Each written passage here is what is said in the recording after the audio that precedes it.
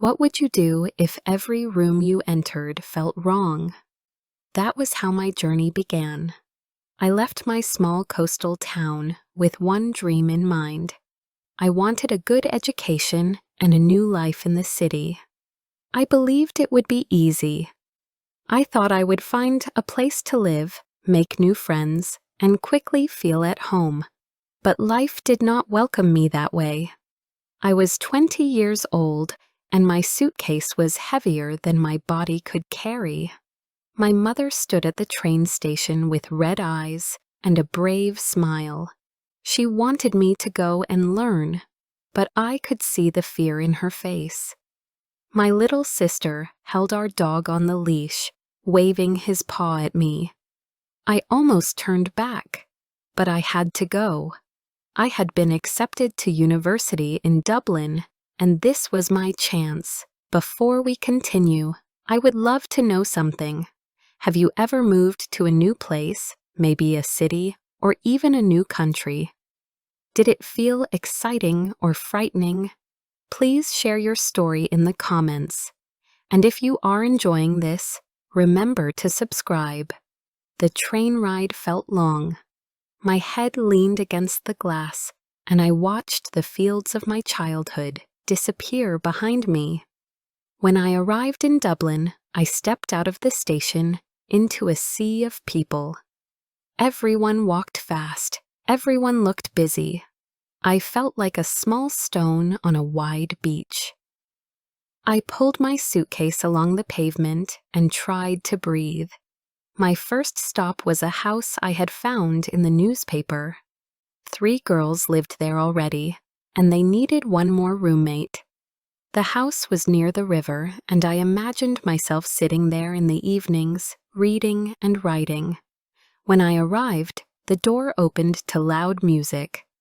One of the girls smiled and welcomed me. The living room was full of people, bottles, and cigarette smoke. I wanted to give it a chance. That night, I lay awake on the thin mattress in my new room. Laughter, shouts, and music shook the walls until morning. My head hurt from the smoke. When I went to the kitchen, I saw broken glasses on the table and sticky floors.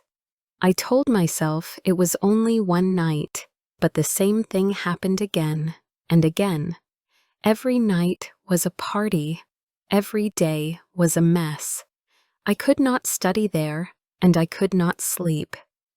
After a week, I left. The second place looked perfect from the outside. It was a tall brick house with flowers in the window. An older woman opened the door. Her name was Mrs. Byrne. She looked kind, and she spoke softly. The room she showed me was clean and warm. I thought, perhaps this is home. She gave me a list of her house rules. At first, I did not mind, but the list was long. No food after 7 o'clock in the evening. No friends allowed inside. No showers after 9 o'clock at night. No staying out late. I smiled politely, but my heart sank. I stayed for 3 nights. On the 4th night, I came back from the library at 9:30. The door was locked from the inside, and I had to knock. Mrs. Byrne opened with a frown. She told me she did not want late people in her house. I said nothing, but inside, I knew I could not live there. The house was safe, but it was not freedom. It was like living in a cage with a soft blanket. The next morning, I packed again. I moved into a 3rd place that I found through a notice at the university. It was a small house shared by 2 biology students. When I arrived, they greeted me kindly, and I felt hope again. But when I opened the door to the living room, I froze. A large parrot sat on the chair. A cat stretched on the couch. In the corner, a cage with 2 rabbits stood on the floor. And then a long snake moved slowly in a glass box against the wall. My stomach turned. I had grown up with 1 dog, but I was not used to this zoo inside a house. The students laughed when they saw my face. They said the animals were part of the family. They were proud of their pets, and I understood. But every time I walked into the room, the parrot screamed at me, the cat jumped on my bag, and at night the snake moved against the glass. I could not sleep, and I could not eat in peace. After 1 week, I ran out of that house too. By the time I carried my suitcase back to the student cafe, I felt tired and lost. I thought something was wrong with me. Why could everyone else live in these houses, and I could not? I sat with my tea and watched other students laugh together. I wanted to belong like that. I wanted to say, "This is my home," but I did not know where that place was.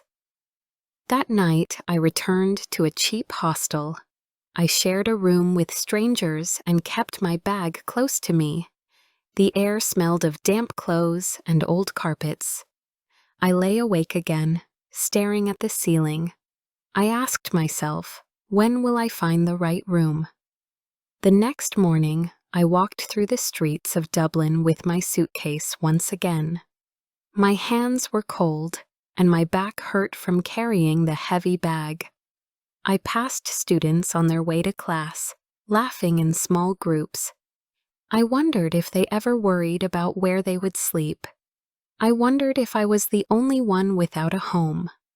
At the cafe, I checked the student notice board. New papers were pinned there every day.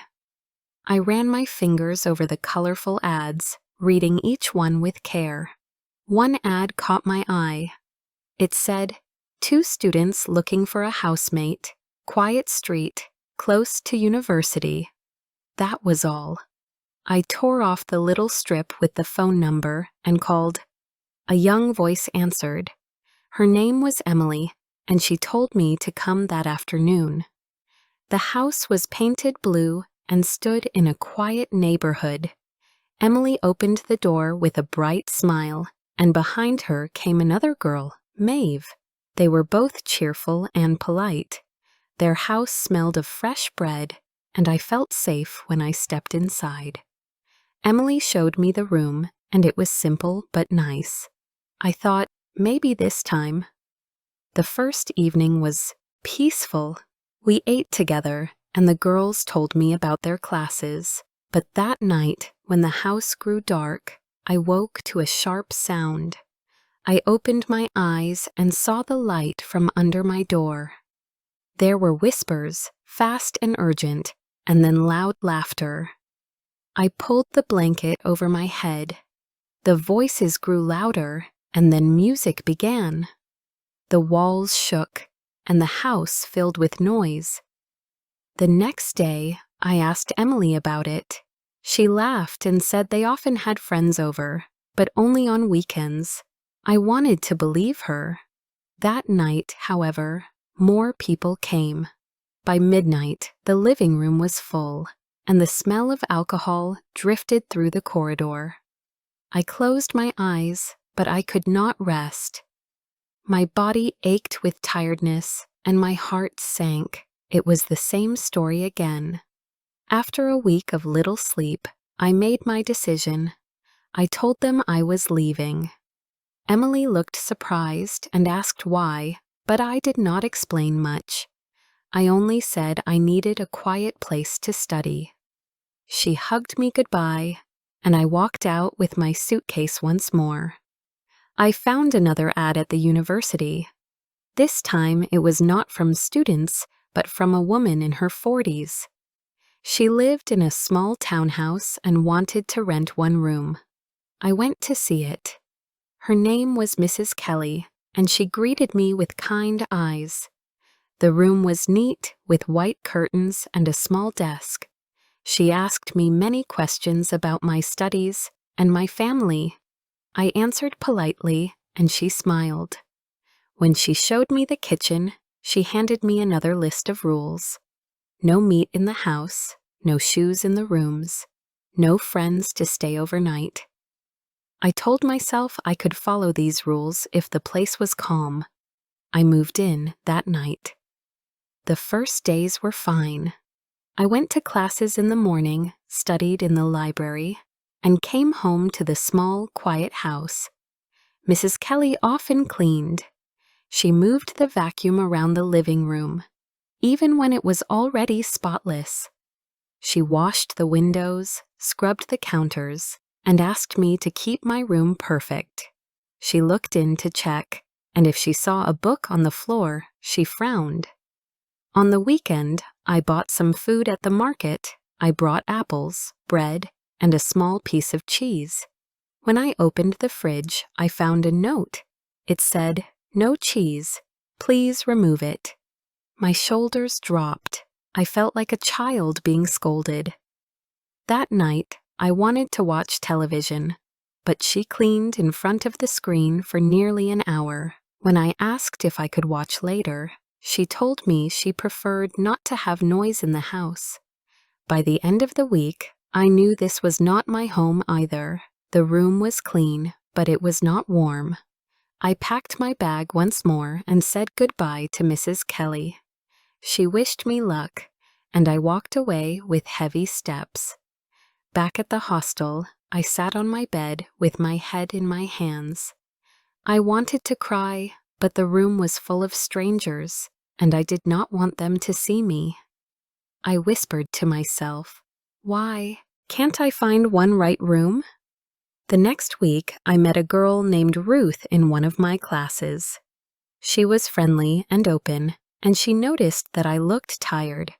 I told her about my search for a home, and she nodded with sympathy. "I know someone renting a room," she said. "Maybe you can try." Her friend's house was near the canal. It was a tall, narrow building with paint peeling from the door. Inside, the stairs creaked as we walked up. The room was on the top floor. It was small but had a window with a nice view. The rent was cheap, and I thought, perhaps this is finally possible. At first, things seemed fine, but then I noticed the kitchen. Dirty plates piled high, empty bottles lined the counter. The sink smelled of rotten food. I told myself it was not important, that I could keep my own space clean. But after a few days, the smell grew worse. The rubbish bags were full and never taken out. When I tried to clean, my housemates laughed and told me not to bother. They smoked inside, and the air became heavy. I tried to study in my room, but the noise from below never stopped. People came and went at all hours. I woke in the night to footsteps on the stairs and doors slamming. I began to feel sick. My throat burned from the smoke, and my stomach turned from the smell of the kitchen. One evening, when I opened the door to cook dinner, I saw insects crawling over the bags of rubbish. I closed the door quickly and went back to my room. That night, I packed again. By now, I was exhausted. My studies were falling behind because I could not focus. My body was weak, and my spirit felt broken. I thought about calling my mother and asking to come home, but I knew that would break her heart. She believed I was strong, and I did not want to disappoint her. A few days later, I was sitting in the library when a kind voice spoke to me. It was Professor O'Donnell, one of my teachers. She asked how I was doing. At first, I smiled and said I was fine, but then the words spilled out. I told her about the houses, the noise, the rules, the animals, the dirt. She listened without interrupting. When I finished, she placed her hand on mine. "My mother has a spare room," she said gently. "She lives alone, and she is a kind woman.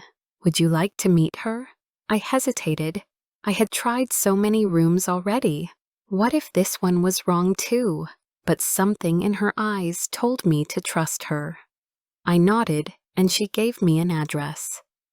The next evening, I walked to a small house on a quiet street. Flowers grew in the garden, and the curtains glowed with warm light. I knocked softly. An older woman opened the door. She had silver hair and a gentle smile. "You must be Anna," she said. "Come in, dear." I stepped inside. The air smelled of tea and baked bread. The walls were lined with books, and a small clock ticked in the corner. She showed me the room. It was simple, with a wooden bed and a soft blanket. I sat down and felt my body relax for the first time in weeks. When she left me to unpack, I sat on the bed and closed my eyes. For the first time since leaving home, I felt safe. The first night in Mrs. O'Donnell's house felt like a warm blanket over my heart. I lay in bed listening to the quiet tick of the clock and the soft wind through the window. No music shook the walls, no voices filled the air, and no smoke curled under the door. For the first time in many weeks, I slept deeply. When I woke, the sun shone across the small room. I dressed quickly and walked to the kitchen. Mrs. O'Donnell was already there. She poured me a cup of tea and offered bread with jam. Her smile was calm, and her voice was soft. We ate together in silence, and I felt no pressure to talk. It was a kind of peace I had been searching for without knowing. In the following days, I fell into a rhythm. I attended classes in the morning and studied in the library in the afternoon. When I returned home, Mrs. O'Donnell would ask about my day. Sometimes we talked, sometimes we watched television together, and sometimes we simply sat in the garden with our tea. I began to feel that I belonged. At the university, my mind grew clearer. Without the noise and stress of the past houses, I could focus again. My grades improved, and I even began to enjoy group projects. I laughed with classmates, and I no longer felt like a stranger among them. My body also changed. The constant tiredness left me, and I walked with more energy. Yet inside me, there was still a shadow of fear. I wondered if this was too good to be true. I asked myself if something would happen to push me out again. Every time I unpacked my books or folded my clothes, I thought, will I soon have to pack them once more? But each day passed, and nothing went wrong. Slowly, I began to believe I could stay. One evening, as we sat in the living room, Mrs. O'Donnell told me about her life. She had lost her husband many years ago, and her children had moved to other towns. She said the house had grown too quiet, and she was glad to have someone to share it with again. I looked at her, and for the first time, I felt like more than just a tenant. I felt like part of a family. Still, there were moments of challenge. Mrs. O'Donnell liked things in order, and sometimes she reminded me to put away my shoes or tidy the table. But her words were gentle, and her eyes kind. Unlike the others, she did not make me feel small or unwelcome. Instead, she made me feel respected. I wanted to do my part, so I tried to help with the cleaning and cooking. We became a team. One Saturday, I invited a classmate named Daniel to study with me. I asked Mrs. O'Donnell if it was all right, and she smiled. "Of course, dear. This is your home, too." Daniel arrived with his books, and we sat at the kitchen table. He was clever and funny, and studying with him felt light instead of heavy. When he left, Mrs. O'Donnell winked at me. "A nice boy," she said softly. I felt my cheeks grow warm. Over the next weeks, Daniel and I often studied together. We walked home from class, sharing stories about our families. He told me about his village in the west of Ireland, and I told him about my coastal town. Sometimes we laughed so hard that people turned to stare at us.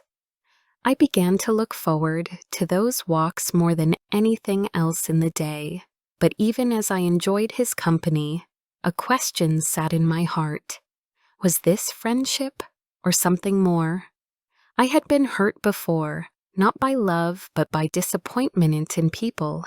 I feared letting my hopes grow too high, so I stayed quiet about my feelings. The winter months came, and with them long nights and cold mornings. Mrs. O'Donnell and I lit a small fire in the sitting room, and we often sat beside it. Sometimes she told me stories about her youth, about dances in the village and journeys to the city. Her voice carried both laughter and sadness, and I listened with care. I thought about how much people carried inside them, things you never saw until they spoke. One evening, after a long day of exams, I came home tired and heavy. Mrs. O'Donnell had made stew, and the warm smell filled the house. I ate with her, then went to my room. As I opened the window for air, I looked out at the quiet street below. For the first time in months, I felt steady inside. I whispered to myself, "This is home." But the story did not end there. During the spring, Daniel asked if I wanted to walk by the river after class. We strolled slowly, our books under our arms. The water shone with the evening light. He stopped and looked at me. His eyes were soft, and his voice was calm. He said, "I like being with you." My heart beat fast, and I answered, "I like being with you too." We did not speak of more than that, but something gentle began between us. I told Mrs. O'Donnell later, and she smiled. "Life has a way of bringing people together when the time is right," she said. Her words stayed with me. Still, I knew romance was not the center of my story. The real gift was peace, stability, and the sense of belonging I had found. The wrong rooms had taught me lessons. From the noisy house, I learned that freedom without respect was empty. From the strict landlady, I learned that safety without trust was a cage. From the house with too many animals, I learned that kindness could still be overwhelming. From the dirty house, I learned that laughter without care turned into decay. But in Mrs. O'Donnell's home, I learned balance. I learned that real home was not about perfect walls, or perfect rules. It was about feeling safe to rest, free to speak, and welcome to stay. It was about knowing that when you walked through the door, someone was glad to see you.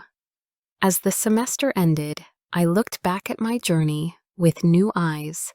I no longer felt ashamed of my search. Each wrong room had led me to the right one. Each suitcase packed had carried me closer to where I was meant to be. And in that house, with the ticking clock and the smell of tea, I finally found what I had been chasing since I left home.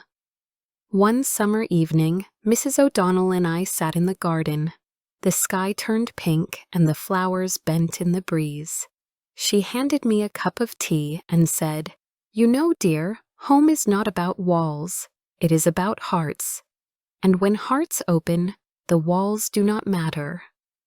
I held the warm cup in my hands and looked around. I thought of my mother, my sister, and our dog back in the coastal town. I thought of Daniel with his gentle smile. I thought of the wrong rooms and the wrong doors I had entered. And then I thought of this house, this woman, and this quiet moment. I smiled and whispered to myself, "I am home." If you enjoyed this story and want to hear more, please remember to subscribe. Share this with a friend who also loves stories and tell me in the comments. Have you ever lived in the wrong room or searched for a place that finally felt like home? I would love to read your experiences.